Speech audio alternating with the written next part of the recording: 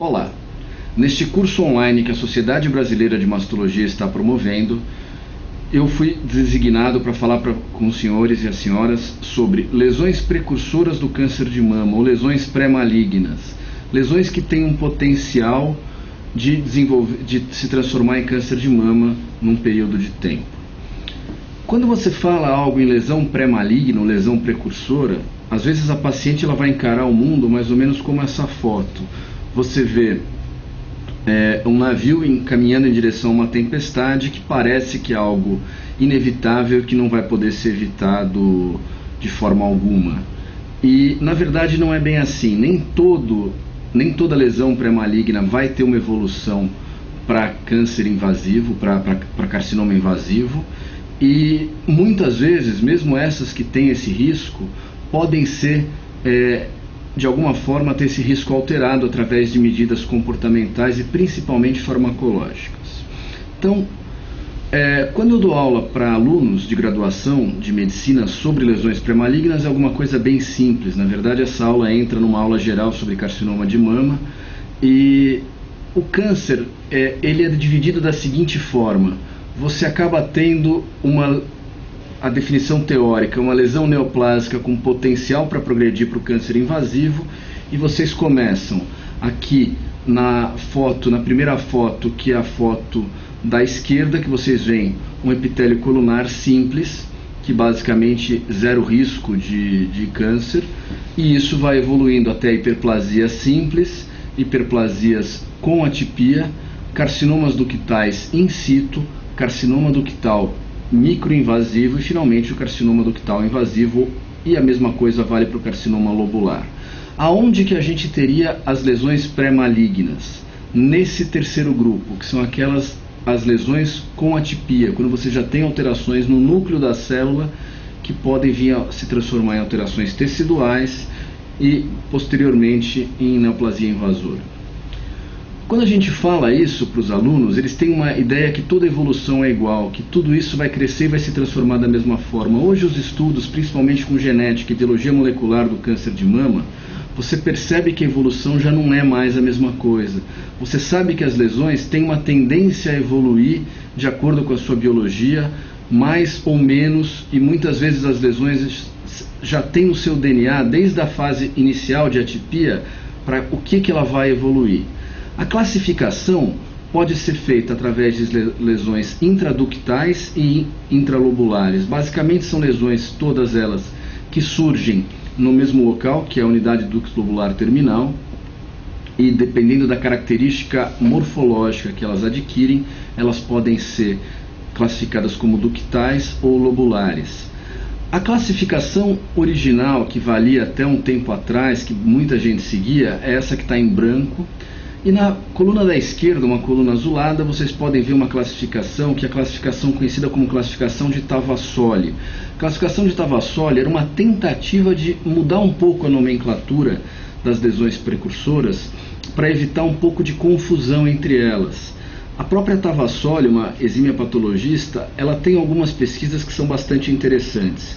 Ela mostrava gráficos ou esquemas, desenhos esquemáticos de lesões pré-malignas, carcinomas ductais in situ, hiperplasias ductais com atipia, neoplasias lobulares, para patologistas num congresso mundial que tinha uma experiência grande com lesões mamárias.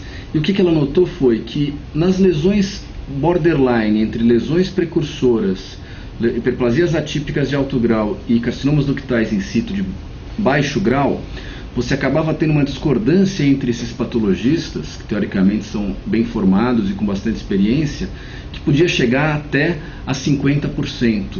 Isso é bastante preocupante, porque na mesma lesão, dependendo do patologista que avalia, você pode ter um tratamento com uma simples excisão para diagnóstico, ou um outro tratamento com a ressecção total da lesão, com margens livres, e como a gente vai ver mais para frente, associado a radioterapia e a hormonioterapia, ou seja, você vai influenciar diretamente na qualidade de vida do paciente, em risco de efeitos colaterais e muitas vezes por um diagnóstico que é uma incompatibilidade. A Tavassoli tentou fazer uma nova classificação, classificando as lesões intraductais em DIN, ductal intraepithelial neoplasia. E hoje em dia, a própria OMS, que reconheceu essa classificação de Tavassoli há uns anos atrás, na última, que foi feita agora, que foi publicada agora no final de 2012, na verdade, essa classificação foi abolida. Não por ela não funcionar. Na prática, ela foi abolida porque ela não é usada por quase nenhum profissional da área que trabalha com câncer de mama, então não adianta tentar impor uma classificação.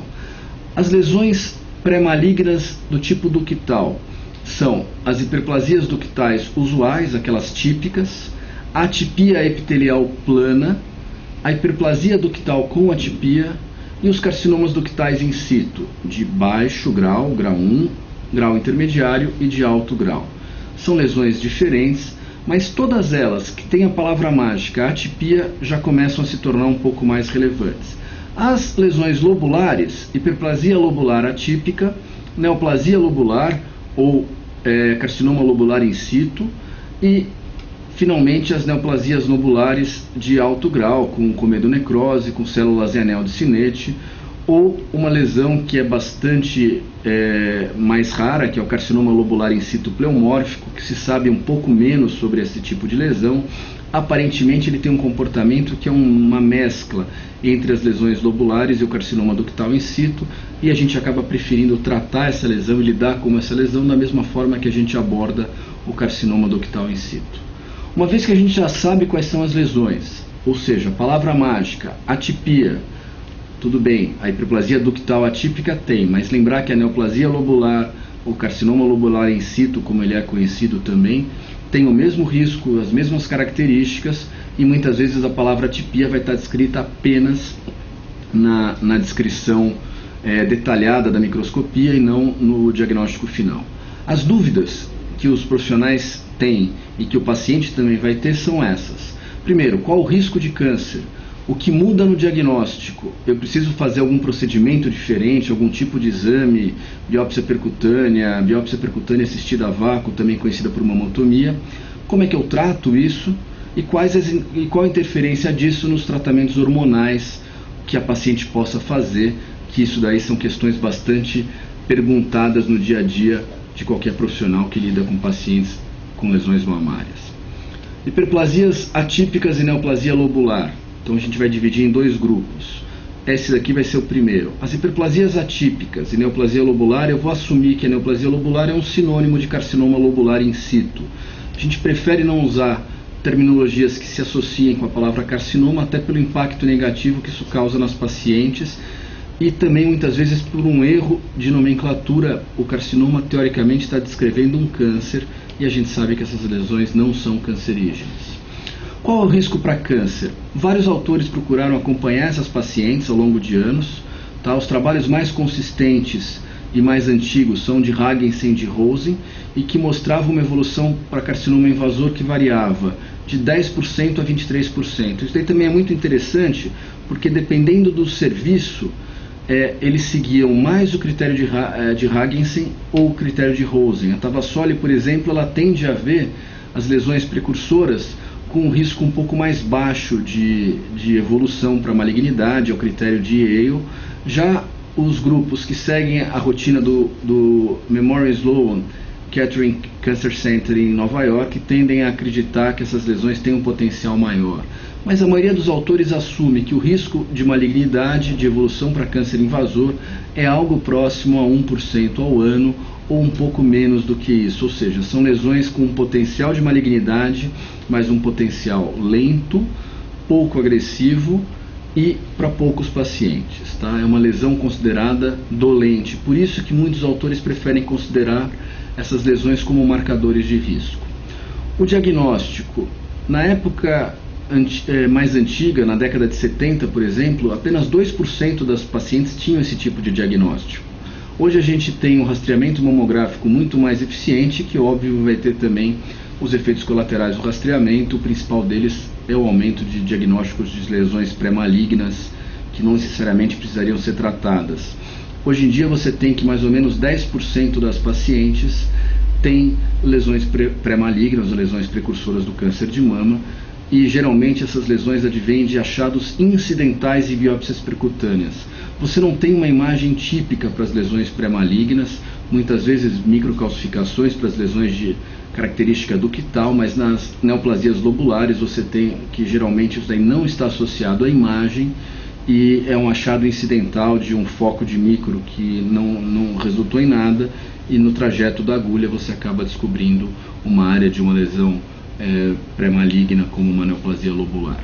Aparentemente a lesão formar ou não formar a imagem não é um fator de risco maior ou menor para a existência futura de malignidade. Apesar disso, alguns autores acham um risco um pouco maior naquelas lesões que, além de existirem, também formam uma imagem, seja ela uma distorção, uma simetria, mas isso ainda não é um consenso. A subestimação é um fator importante. O que é a subestimação? Imaginem nesta figura que vocês têm uma neoplasia de mama, que essas lesões em amarelo são células de lesões pré-malignas. Porém, uma pequena parte dessa lesão já tem células de carcinoma invasivo e neoplasia maligna. Então, o que você poderia ter de problema de subestimação? Quando você faz um diagnóstico através de biópsia percutânea, você tem um risco nessas lesões pré-malignas de mais ou menos 20 a 30% de você subestimar um carcinoma invasivo. Tá? Então, toda vez que tem um resultado de diagnóstico de biópsia percutânea com lesões pré-malignas, atipia epitelial plana, neoplasia lobular, o que acaba acontecendo é que você tem uma média aí, pode se assumir de 20 a 30%, de você ter algo mais no momento que você faz a excisão completa dessa área. Essa subestimação, apesar de muitos autores tenderem a acreditar que hoje em dia, como a gente acaba detectando lesões menores através dessa série constante de exames de imagem de rastreamento que as pacientes são submetidas, e fazer biópsias assistidas a vácuos, as mamotomias, você acabaria tendo às vezes excisão completa da imagem e menor risco de subestimação. As revisões, mesmo as mais recentes, não demonstram isso. O risco de subestimação, apesar de ser menor com a mamotomia, ainda assim é presente e relevante. Então, mesmo o diagnóstico obtido através de biópsia percutânea assistida a vácuo ou mamotomia merece uma ampliação cirúrgica para você evitar essa subestimação. Se é nódulo ou microcalcificação, também a chance é a mesma, você tem o mesmo risco de subestimação. As lesões maiores têm um potencial maior de subestimação, obviamente. Então a gente tende a assumir que lesões maiores que 4 ou 5 centímetros têm praticamente uma chance aí de quase 50% de ter um câncer associado, mas mesmo as lesões pequenas, menores do que 1 centímetro, apresentam também um potencial que não pode ser desprezado. Então, na prática, toda paciente com diagnóstico de lesão pré-maligna através de agulha, através de biópsia percutânea, merece uma ampliação cirúrgica para confirmação desse diagnóstico e exclusão de uma neoplasia maligna invasiva associada. É diferente quando a gente encontra isso em margem cirúrgica. Por exemplo, eu faço uma biópsia por agulha, vem uma lesão precursora, vem uma neoplasia lobular, eu faço um quadrante. Neste quadrante, nas suas margens, a lesão está completamente tomada por hiperplasia ductal com atipia ou por neoplasia lobular. Eu preciso fazer a ampliação, obter margens livres? Não, não preciso obter margens livres. A margem precisa estar livre para carcinoma invasivo, para carcinoma ductal in situ, para neoplasia lobular ou carcinoma lobular in situ, hiperplasia ductais com atipias. Basta a amostragem de uma quantidade razoável do tecido, ou de preferência, quando possível, a exérese completa da imagem que deu origem a essa lesão, e você não precisa fazer mais ampliação. Esse estudo de Green de 2006, ele mostra isso, que das pacientes que foram seguidas com margens comprometidas, nenhuma delas desenvolveu câncer no futuro, apenas um caso que foi inclusive numa paciente que tinha margem livre, ou seja, a margem não se relaciona com a chance da doença voltar ou com a chance de você ter uma recidiva invasiva ou algo assim. Vale lembrar que essas lesões pré-malignas, principalmente as hiperplasias ductais com atipia e as neoplasias lobulares, elas tendem a ser difusas por toda a glândula mamária. Então não adianta você fazer a ressecção daquela área, porque você acaba tendo outras áreas da mama. Então o ideal é fazer um tratamento como um todo para a paciente e fazer a retirada, não fazer a retirada da lesão mecânica, e sim uma prevenção através de uma medicação seria o mais interessante. Em relação às lesões, então, hiperplasias ductais com atipia e neoplasias lobulares, temos algumas mensagens. A primeira: todo achado de lesão precursora desse tipo em biópsia percutânea necessita de ampliação cirúrgica. Os achados em margens cirúrgicas não devem ser ampliados. Então, ampliar quando o diagnóstico for por agulha. Diagnóstico já de um setor, de uma peça cirúrgica, não precisa obter margem livre. Apenas a retirada de uma amostra de tecido para descartar a invasão já está satisfatória. O que a gente faz depois que a gente detectou esse tipo de lesão? Basicamente, a melhor alternativa para esses casos são os tratamentos à base de bloqueio hormonal e quimioprevenção. A gente sabe que os principais estudos de quimioprevenção, e aqui a gente vai citar os estudos do NSABP com tamoxifeno, você tinha um grupo de pacientes, mais ou menos 700 mulheres, no total de 15 mil pacientes que foram alocadas para o estudo, e mais ou menos 700 mulheres estavam no estudo por lesões pré-malignas. Foram randomizadas para tamoxifeno versus placebo, e aparentemente a redução da incidência de câncer foi de cerca de 50% no global, e um pouco até maior nessas pacientes com lesões precursoras. Se isso é quantificável, que esse benefício é maior, a gente não consegue dizer com esse estudo, porque o número de pacientes não era suficiente para isso. 700 é bastante gente, mas no universo de 15 mil pacientes é uma porcentagem pequena, então eles preferem dizer que é eficaz, mas não quantificar, dizer que é melhor do que 50%, 60%, 70%, 80%. Mas aparentemente tem essa eficácia. O tamoxifeno, ele reduz a incidência de carcinoma invasor, de carcinoma ductal in situ, também reduz a incidência de fraturas, porém ele não altera o número de mortes. Tá? Já em relação ao tipo de câncer que ele previne exclusivamente os tumores receptores positivos. Os tumores de mama receptor negativo não têm o benefício de ter feito tamoxifeno antes. O grande problema é que você muitas vezes não tem como prever se um tumor vai se transformar num tumor receptor positivo ou não. Não dá para você assumir isso através da análise imunistoquímica da lesão pré-maligna. Quase todas as lesões pré-malignas, e a gente assume isso como uma verdade, se bem que na ciência verdades são transitórias, mas todas as lesões pré-malignas a princípio são receptores hormonais positivos. E 90% dos carcinomas ductais in situ, 80% também. Então, não quer dizer que tudo isso vai ser carcinoma invasivo no futuro, receptor positivo. A gente sabe que muitos podem ter uma mudança estrutural na época que se modificam para carcinoma invasivo e perderem esses receptores. O outro estudo que também randomizou mulheres com lesões pré-malignas é o estudo NSABP-P2, que é o estudo que comparava o tamoxifeno com o haloxifeno. Esse estudo usou a dose de 20 mg dia de tamoxifeno versus 60 mg dia de haloxifeno. O benefício foi melhor para o tamoxifeno, ou seja, o grupo que usou tamoxifeno teve mais redução de carcinoma invasor. Carcinoma in situ foi limítrofe, mas a maior parte do grupo, nesse slide o gráfico ficou um pouquinho deslocado, essa linha deveria estar junto a 1. Vocês podem ver que a tendência é que o carcinoma invasor é totalmente uma vantagem para o tamoxifeno, mas já no câncer in situ, vocês têm que 96% ou 97% do total do intervalo de confiança está favorável também ao tamoxifeno. A conclusão é, o tamoxifeno aparentemente é superior do que em comparação ao haloxifeno para prevenção de lesões. E a mortalidade não foi significante. Em relação à qualidade de vida, o tamoxifeno vai ter uma piora de alguns sintomas físicos e psicológicos, principalmente relacionados à vida sexual, sintomas climatéricos, secura vaginal, ondas de calor. Aparentemente não altera alterações físicas, mentais, depressão, e não faz aumento de peso.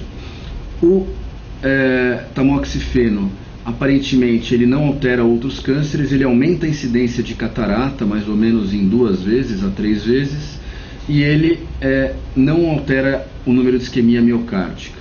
Em relação aos fenômenos tromboembólicos e câncer de endométrio, o tamoxifeno ele não é deletério para mulheres abaixo de 50 anos, ou seja, aquelas mulheres com menos de 50 anos, novamente aqui o gráfico saiu um pouquinho deslocado, mas essas mulheres teriam o mesmo risco, uma tendência maior, mas não significante, de aumento de câncer de endométrio e de trombose venosa profunda e tromboembolismo pulmonar.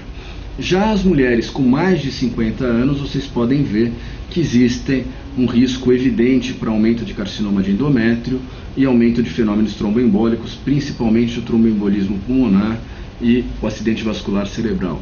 Portanto, o tamoxifeno é uma medicação de risco, a gente não pode dar para qualquer pessoa. É mais fácil você ter um efeito colateral de uma medicação que é usada para tratamento do câncer, por exemplo, do que numa situação como essa, que você não tem uma paciente com doença, você tem ela com uma lesão pré-maligna, que pode vir a nunca se manifestar como neoplasia maligna, e você, dando a medicação, você tem um efeito colateral que pode prejudicar a qualidade de vida da paciente. Então a gente fica muito mais reticente no uso dessa medicação em mulheres com lesões pré-malignas. As condutas finais. As pacientes podem se beneficiar da quimioprevenção com tamoxifeno.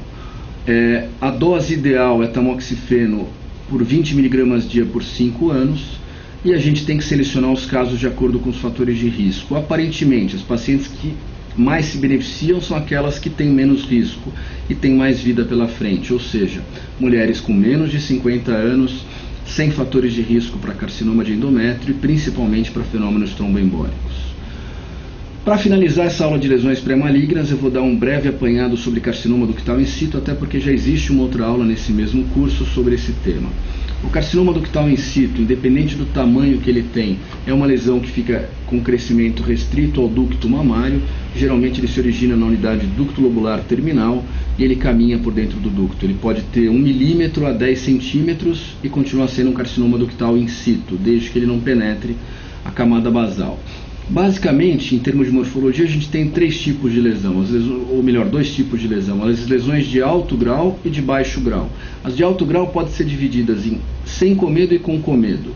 Baixo grau, geralmente você tem lesões que são descontínuas, ou seja, elas podem acontecer em partes do ducto, ficar um tempo sem nenhuma lesão e depois ter outra lesão.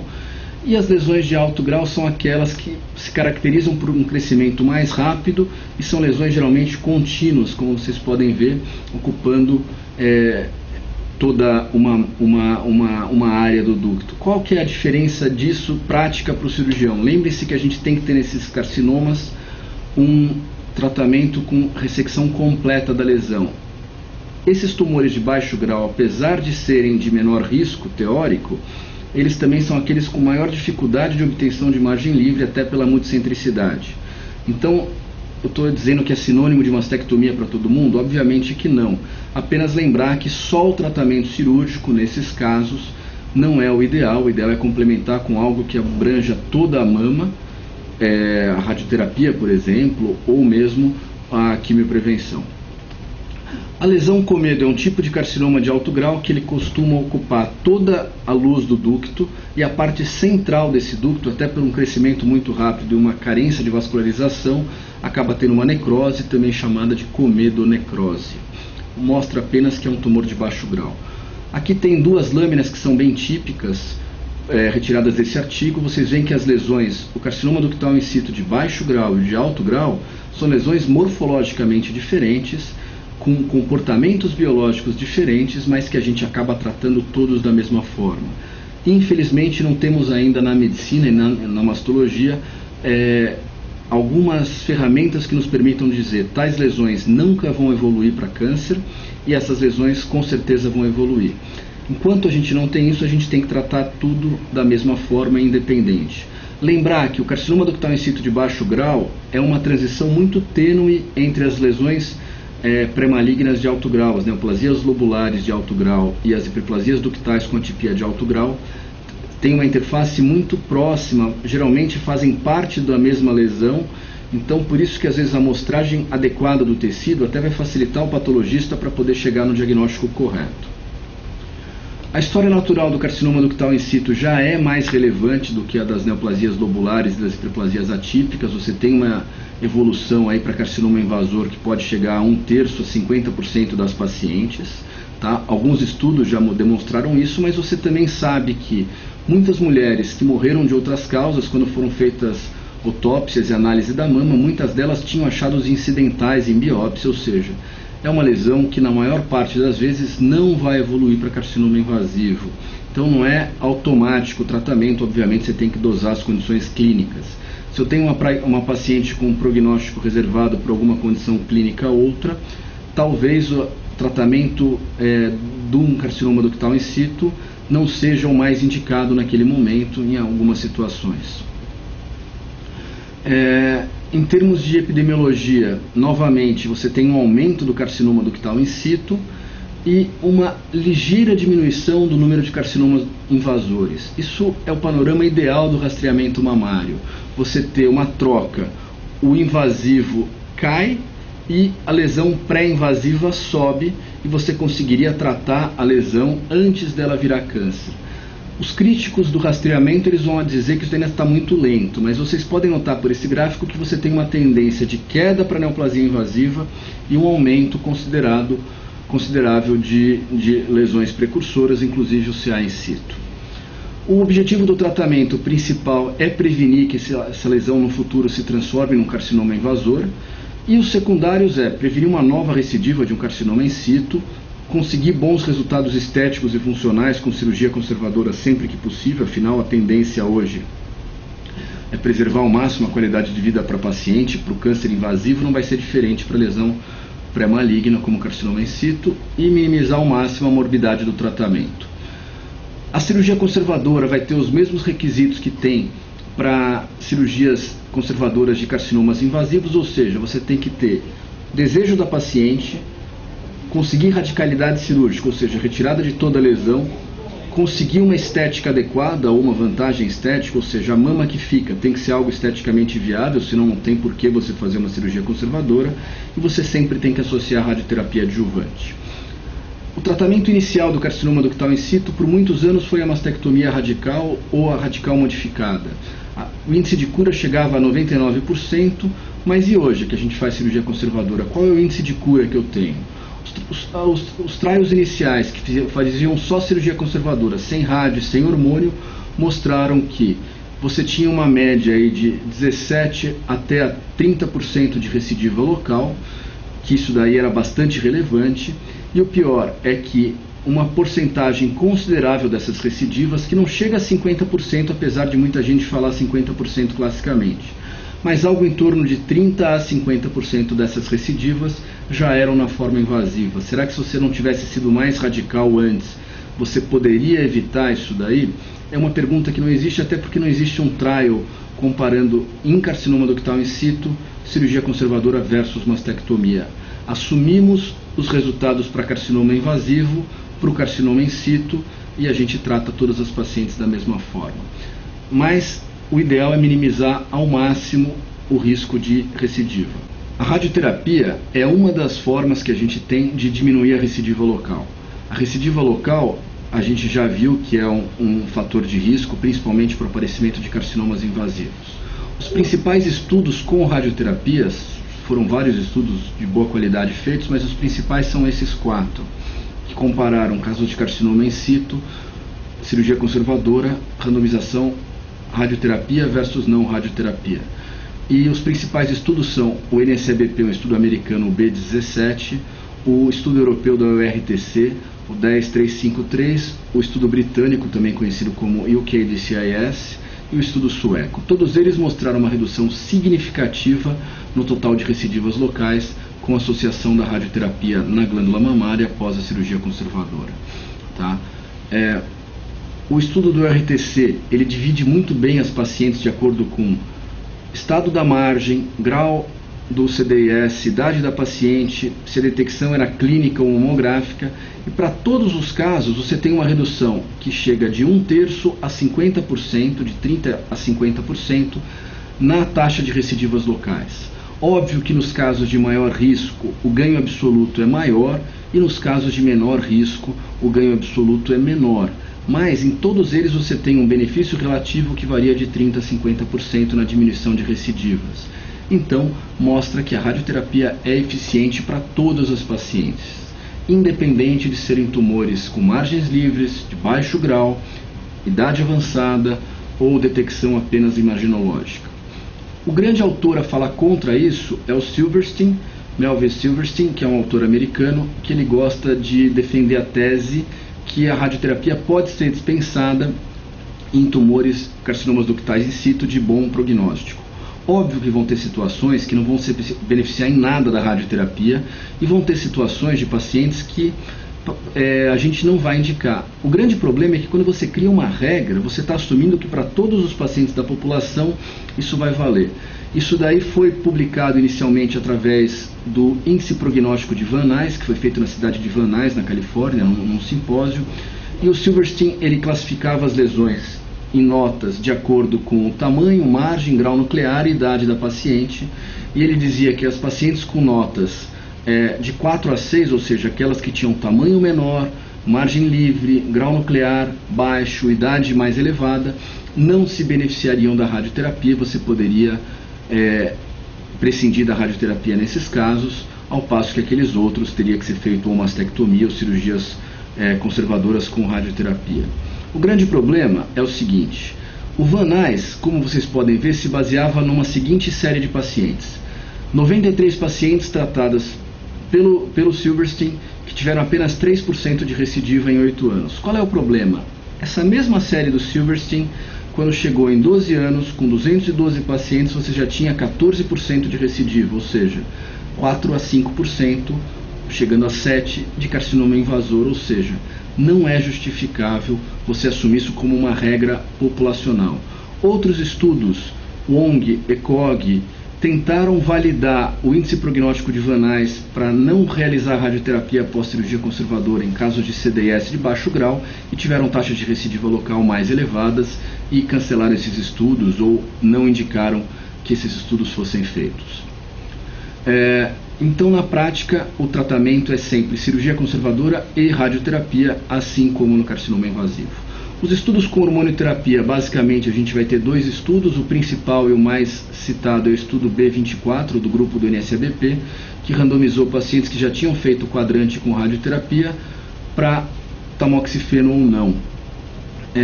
Aparentemente teve uma redução significante, principalmente do total de recidivas de carcinoma invasor e de recidiva na mama contralateral, e não foi significante para recidiva em carcinoma ductal in situ.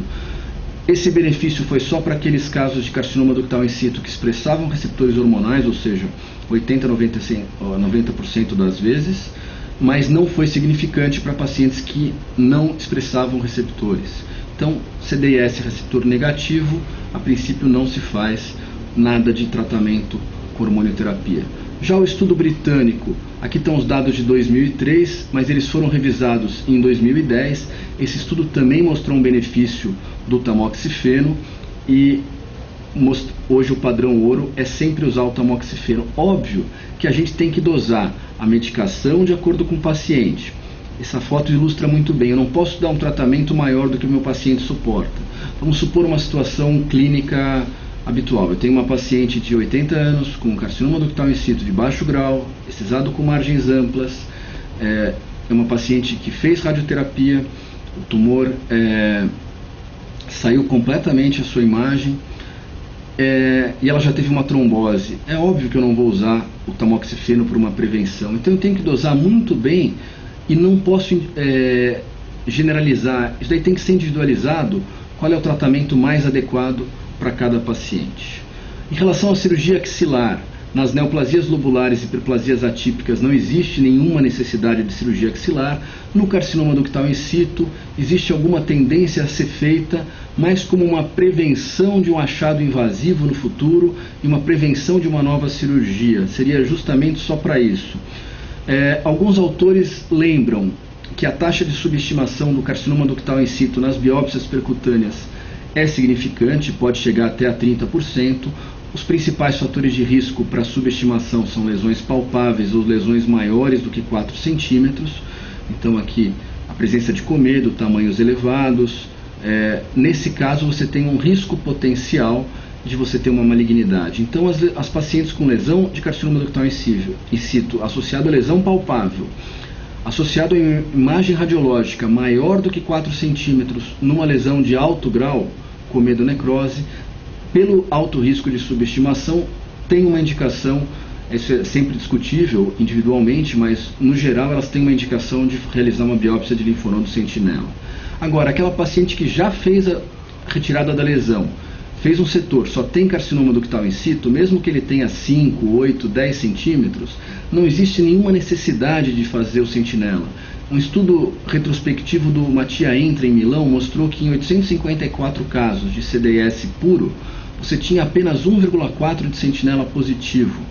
E a maioria das vezes o sentinela era o único linfonodo positivo, ou seja, não há nenhuma indicação de fazer biópsia de sentinela ou estudo axilar em mulheres que você sabe se tratar exclusivamente de um CDS.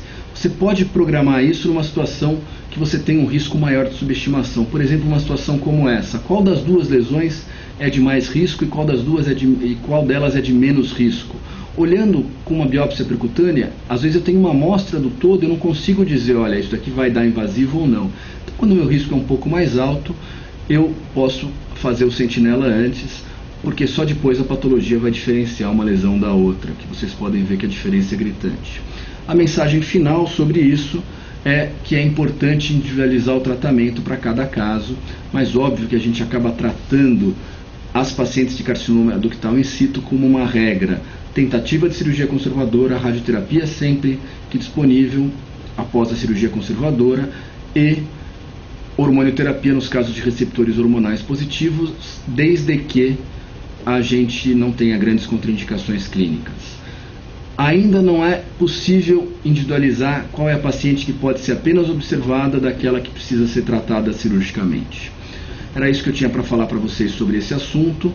E só para finalizar, apenas para citar um dos aspectos que a gente citou antes, o tratamento hormonal dessas pacientes que têm lesões pré-malignas, com atipia, com neoplasia lobular, com carcinomas ductais in situ, não existe nenhum estudo, não existem tantos estudos que falem sobre o uso de anticoncepcionais hormonais ou terapia de reposição hormonal.